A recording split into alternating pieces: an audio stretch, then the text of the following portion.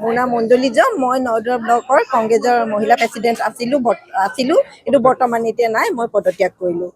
গৌৰৱ গগৈ ডাঙৰীয়াই আমাৰ তেওঁক কথা দিছিলে যে আমি দাদুল বৰকাকতিক টিকেট দিম আৰু এইবাৰ নদুৱাৰ ব্লক কংগ্ৰেছলৈ আমি আনিম, কংগ্ৰেছলৈ আমি নিম।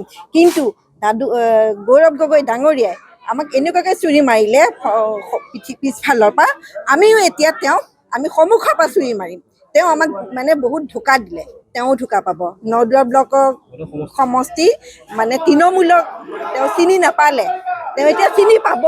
এতিয়া আমি পদ্ম হাজৰিকা ডাঙৰীয়াক ভোট দি জয়যুক্ত কৰিম। মহানকাৰী হয় তেখেতে। এটা মিটিঙত দেখিছিলোঁ মই, কি ক'ব বিচাৰিছোঁ, আয়ুষ্মান ভৱনত। তো তাত যোৱাৰ পিছত আমাৰ অকণমান মিটিংটো হ'লেতো হাল্লা পৰিৱেশটো হয়ে। তেখেতে কয় মিটিং কৰিব আহিছোঁ, ইয়াত হাল্লা যদি কৰিব আছে, কথা পাতিব আছে, বাহিৰত যাম, ডাইৰেক্ট কৈছে। তেতিয়া মোৰ মনটোত সেইদিনাখন অকণমান বেয়া লাগিছে। আমি ভাবিছোঁ তেখেতে এটা মানে নৰম ব্যক্তি হয়, কিন্তু তেখেতেও দেখিছোঁ ওপৰৰ পৰা নৰম, ভিতৰৰ পৰা টান এখন মানে পাথৰতকেও বেয়া। আৰু তেখেতে ইয়াত যে কংগ্ৰেছ কৰিব অহা নাই, তেখেতৰ বাপেকৰ নাম আগবঢ়াব অহা নাই, তেখেতে মানে ইয়াত মানে কংগ্ৰেছটোক ধ্বংস কৰিব আহিছে। আমি কংগ্ৰেছ টেগ দিছোঁ 20 মাৰ্চত, আমাৰ চব মণ্ডল বুথ ডিষ্ট্ৰিক্ট চবে মিলি পেলাই দিয়াৰ পিছতো আমি এটা সিদ্ধান্ত লৈছোঁ যে আমাৰ ইয়াত ভাল এটা কেণ্ডিডেট লাগিব। এতিয়া আমি কংগ্ৰেছ আৰু বিজেপি এজিপি কৰিলে নহ'ব, আমাৰ যোনে যে আমাৰ চবকে একোট কৰি লৈ আমাক আগবঢ়াই নিব, তেখেতক আমি বিচাৰি পালোঁ যে আমাৰ পদ্ম হাজৰিকা ডাঙৰীয়া এটা আমাৰ কাৰণে শ্ৰেষ্ঠ এজন MLA, আগলৈকে দিনত আমাক বহুত আগবঢ়াই নিব।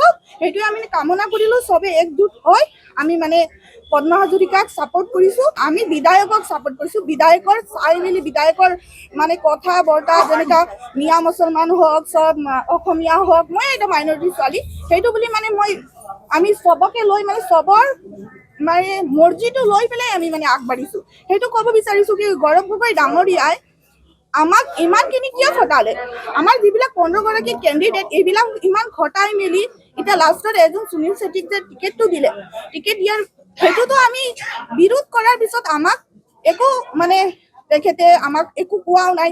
আমি যে ৰিজাইন দিলোঁ, আমাক মাতিব লাগিছিলে, আমাৰ লগত দুই এষাৰ কথা ক'ব, মানে আমাক দৰকাৰেই নাই তেখেতৰ। আজি সকলো আমাৰ কংগ্ৰেছ কৰ্মী, যিসকল আমাৰ মণ্ডল পৰ্যায়ৰ কিছু সভাপতি আহিছে, বুথৰ আহিছে, জিলা পৰ্যায়ৰ আমাৰ কিছু সংখ্যক আজি আমাৰ বিষয়ববীয়া ইয়াত আছে। গতিকে আমি সকলোৱে এটা সিদ্ধান্তত উপনীত হৈছোঁ যে গৌৰৱ গগৈ যি এটা ইয়াত হঠকাৰী সিদ্ধান্ত গ্ৰহণ কৰি আমাৰ নদুৱাৰ সমষ্টিৰ কংগ্ৰেছটোক আজি থান ভান কৰি এটা বেয়া পৰ্যায়লৈ লৈ গ'ল, তাৰ কাৰণে আমি তেখেতকো এটা প্ৰত্যাহ্বান জনাব বিচাৰিছোঁ। তেওঁ যে আমাক আজি এই দাদুল বৰকাকতিক ইমান কষ্ট কৰাৰ পিছতো তেওঁ যে সন্মুখৰ পৰা চুৰি মাৰিলে, গতিকে আমিও জানো যে আমি কেনেকৈ চুৰি মাৰিব লাগে। গতিকে সেই কথাটো আজি আমি তেওঁক প্ৰমাণ কৰি দিব বিচাৰিছোঁ যে নদুৱাৰ সমষ্টিত আমাৰ যি আজি তৃণমূল পৰ্যায়ৰ কংগ্ৰেছ কৰ্মীসকল আছে, সকলোৱে একগোট হৈ, গতিকে আমাৰ জাতীয় স্বাভিমান আৰু খিলঞ্জীয়া ৰক্ষাৰ স্বাৰ্থত বিভিন্ন জাতি জনগোষ্ঠীৰ সমন্বয় যাতে ইয়াত আমাৰ বিঘ্নিত নহয়, তাৰ কাৰণে আমি যি পদ্ম হাজৰিকাক দেখিছোঁ যে তেখেতৰ যি ইয়াত সংগঠন আছে আৰু পদ্ম হাজৰিকা ইয়াৰ কাৰণে উপযুক্ত বুলি ভাবি আমি আজি সকলোৱে ইয়াত কংগ্ৰেছ কৰ্মী একত্ৰিত হৈ মুকলিভাৱে পদ্ম হাজৰিকাক আমি সমৰ্থন জনাইছোঁ।